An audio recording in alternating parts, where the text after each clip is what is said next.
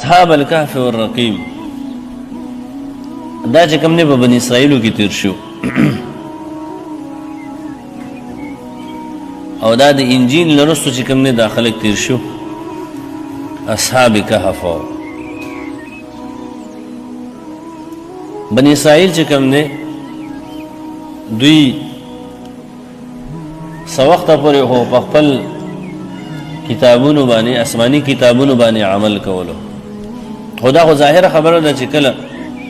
د توحید ولادي خو چې کله د الله عزت د دین مخالفت شروع کین الله عزت پاوی باندې جابر او ظالم مسلط مفسرین لیکي واقعا ډیره تفصیلی ده لیکن حاصل دا ده چې بنی اسرائیل سو وخت پورې د الله رب عزت عبادت کولو داغه په توحید باندې چې کوم نه عمل کول خو لیکن بیا پاوی کې گناهونه زیات شو بیا پاوی کې شرکیات زیات شو چې کله گناهونه زیات شو شرکیات زیات شو نو الله رب عزت په دی باندې ظالم بادشاہان مقرر کړل مشرکان بادشاہان په مقرر کړل بی دینه بادشاہان په مقرر کړل نو معلومیږي دا چې د مسلمان او د انسان د گناهونو نحوست وي او نحوست داو چې الله رب عزت داغه د وجنه خپل رحمتونه بندي او ظالم بادشاہان مقرر بهر حال چې کله بدوی کوئی شرکیات شروع نو پدی باندې الله رب عزت ظالم او جابر بادشاہان او مشرکان په مقرر کړل دوی باندې یو بادشاہ مقرر شو ملک من الروم یو بادشاہ د روم نه داغه نوم دقیانوس بادشاہ پدی باندې چې کله مقرر شو نو هغه د قیانوس بادشاہ په دوی کې ډېر زیات فسادونه جوړ کړل دا چونکې د کتاب والو په هغه وخت کې دوی د صحیح دین والو نو د قیانوس په دې بنی اسرائیلو کې چې کوم ډېر فتنې او فسادونه جوړ کړل او څومره مؤمنان چې هغوی به دردول تکلیفونه به ورکول او د ده د وجې نه هغوی د ډېرو مشکلاتو سره مخ شو وې د دې د قیانوس چې کوم نه شر او فساد زیاتېدو او په مختلفو علاقو ته مطلب مسلمانانو به ظلمونه کول حتی چې دی وی افسوس په نوم باندې یو خار واغې ته راغی او دا خار چې کوم نه د اصحاب کهف په دې کې دغه اصحاب کهف اته کسانو یا و کسانو بهرحال دا خلک هم امدلته چې کله دوی خبر شو چېرې د قیانوس بادشاہ دا خلق چې کوم نه د الله رب عزت نافرمانی ته رابلی د الله رب عزت مخالفت ته رابلی نو دې چې کوم نه الله ته جړاو فریاد شروع کړو الله رب عزت یې سب شروع کړل جړاو فریاد بکو وتضرعوا الى الله عز وجل او دا چې شروع کړي چې ربنا رب السماوات والارض رب زمون رب د اسمانونو دی او د زمکې دی ولن ندعو من دونه احدا او موږ سوا د الله تعالی نه بل هیڅ چاته چغې نشواله رب زمون یو الله تعالی د داسې ایمان ولا ګور ډېر کمیخه چې بره طرف نه باندې پریشر دی زور دی جی بره نه دباو دی او ته په دغه وخت هم د الله د توحید چغې و نارې په دغه وخت کې وسکه د الله تعالی د توحید आवाज بلګي نو دا یقینا چې کوم ډېر ګرانه خبره خلق دی مخالفت کوي او خلق دی منع کوي بره طرف نه زور دی او دباو دی بیا هم ته په دین باندې ټینګ پاتې کېږي نو یقینا چې ته صحیح او کامل مسلمان نو بهرحال ډېر زیات دباو او په دغه وخت کې چې کوم دی دوی د الله د توحید چغې والي او داسې ځوانانو د الله په توحید باندې کلک ولاړ چې کله وی باچا ته پته ولګېده نو دوی راوغوښتل چې کله دوی راوغوښتل نو دوی نه تاسو وګورئ چې تاسو رب څوک دی او دا چې کوم دي ځوانان خلکو نو دوی وته چې ربنا رب السماوات والارض رب زمون رب د اسمانونو دی او د زمکې دی ولن ندعو من دونه احدا او د الله نه سوا مونږ بل هیڅ چاته چغې نه وو زمونږ رب صرف الله تعالی نو بادشاہ چې کوم دی په دوی باندې ډېر کوشش وکړو چې د خپل دین نه واوړي خو لیکن دوی وانه وړېدل او دا د اشرافو خلکو نو د سردارانو خلکو نو بهرحال بادشاہ دوی ته ډایرکټ سزا ورنه کړه البته مهلت یې وله ورکړه چېرې تاسو له مهلت دی په 2-3 ورځو کې تاسو په دې خبره باندې سوچ وکئ ورنه زه به تاسو له سخته سزا در وکړم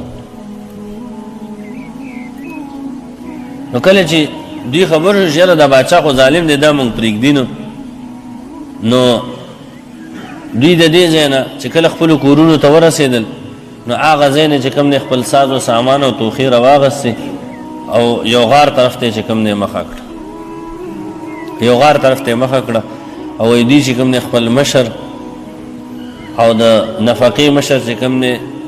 تملیخا په نوم یو ځوان و هغه یې مقرر کړ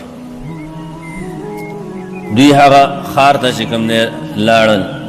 او د هغه خار نوم چې کوم دی ینجلوس تاریخ والا ینجلوس ذکر کړي نو هغه غار کې چې کوم دی دوی دیره شو اگر که د دوی په تعداد کې چې کوم دی اختلاف دی بیا چې یو وو یا اتو خو بهرحال دوی سره یو سپیم ملګری شو دوی دې غار ته لاړل چې کله دوی دې غار ته لاړلو نو بس په دې کې پرېوتل الله ربالعزت په دوی باندې سره راوستو خوب یې پرې راوست او داسې خوب یې پرې راوستو چې 300 کاله په دې غار کې الله ربالعزت دوی وساتل 300 کاله الله ربالعزت ګوره وی وہ ہوتا ہے جو منظوری خدا ہوتا ہے الله چې څه غواړي هغه کوي شي د الله کړل څوک هم نشي بندوي د الله کړل څوک هم نشي بندوي الله رب عزت د دوی هغه طعام 300 کاله هغه طعام هم صحیح ساتلو هم نو خراب شو په ګرمۍ کې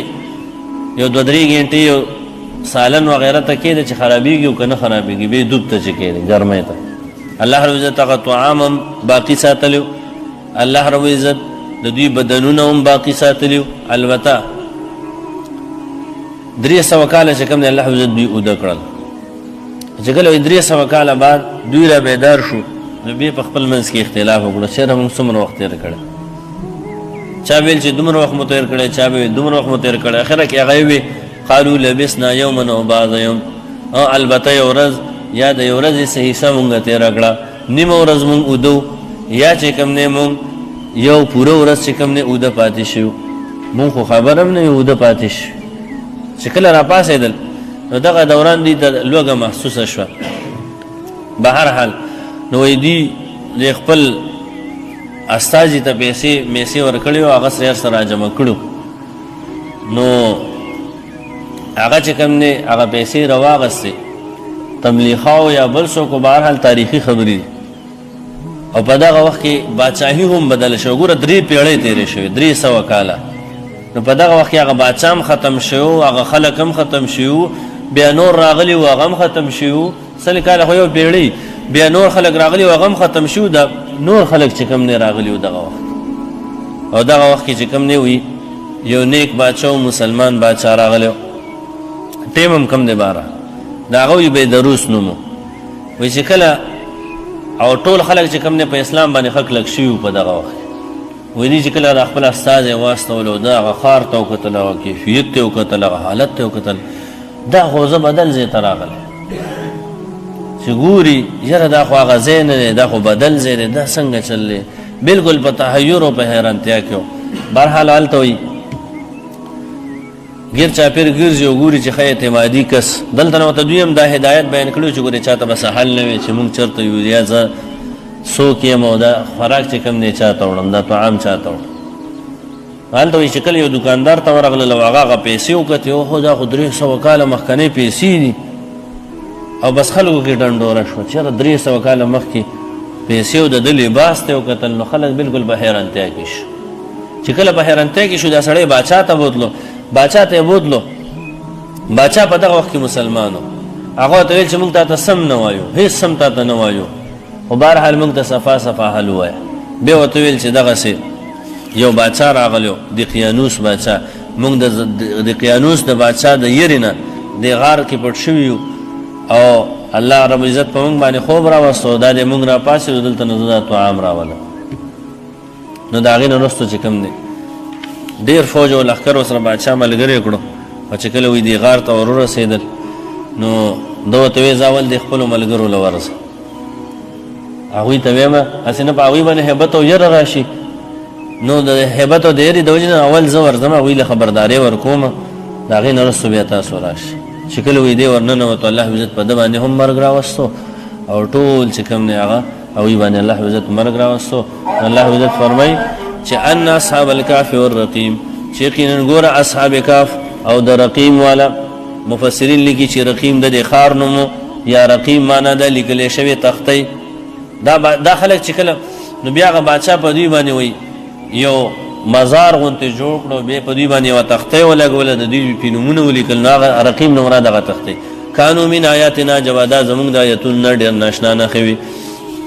او دا واقع به رسو ذکر کې اذا والفتيه الى الكهف کله چې پنای واغ ثلاث ځوانانو غارتم فقالوا ويل ربنا ای رب زمونږ اتنا من لدنك رحمه ای رب زمونږ راکړي مونږ ته د خپل طرف نه رحم وهي لنا او آسان کړي مونږ لرا من امرنا زمونږ د کار نه د دین په کار کې مونږ ته سو کړي رشدن کامیابی را نصیب کی په هر کار کې د الله تعالی نه مدد غختل بکار دی بیا خاص کر د دین بکار کې نو الله فرمای فضربنا على اذانهم نو ما وټپول د دوی غوګونه فل کافی پغار کې سینین عددم یو سو کاله د شمیر 300 کاله پر الله عزت په دی باندې خوب راو